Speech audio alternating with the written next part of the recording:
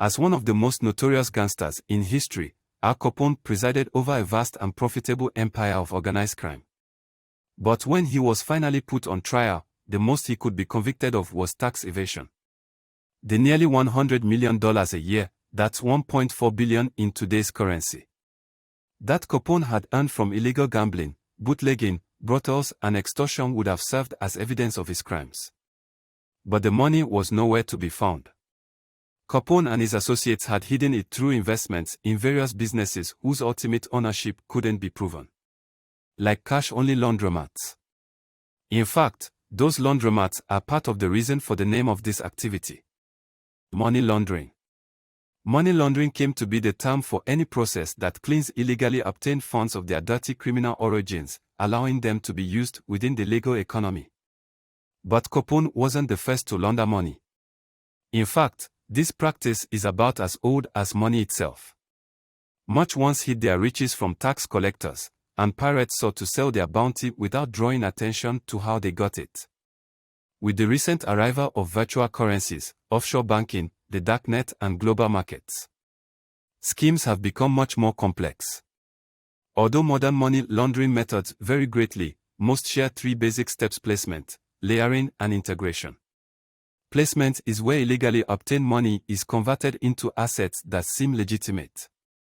That's often done by depositing funds into a bank account registered to an anonymous corporation or a professional middleman.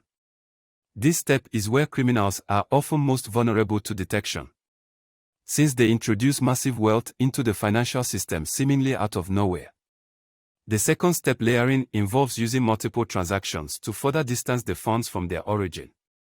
This can take the form of transfers between multiple accounts over purchase of tradable property like expensive cars, artwork, and real estate. Casinos, where large sums of money change hands every second, are also popular venues for layering. Money laundering may have their gambling balance made available at a casino chain's locations in other countries, or work with employees to rig games. The last step, integration, allows clean money to re-enter the mainstream economy and to benefit the original criminal. They might invested into a legal business, claim payment by producing fake invoices, or even start a bogus charity, placing themselves on the board of directors with an exorbitant salary. Money laundering itself wasn't officially recognized as a federal crime in the United States until 1986. Before that point, the government needed to prosecute a related crime like tax evasion. From 1986 on, they could confiscate wealth simply by demonstrating that concealment had occurred, which had a positive effect on prosecuting major criminal operations like drug traffickers. However, the legal shift has raised concerns involving privacy and government surveillance. Today, the United Nations, national governments, and various non-profits fight against money laundering. Yet the practice continues to play a major role in global crime, and the most high-profile instances of money laundering have involved not just private individuals, but major financial institutions and government officials. No one knows for sure the total amount of money that is laundered on a yearly basis, but some organizations estimate it to be in the hundreds of billions of dollars.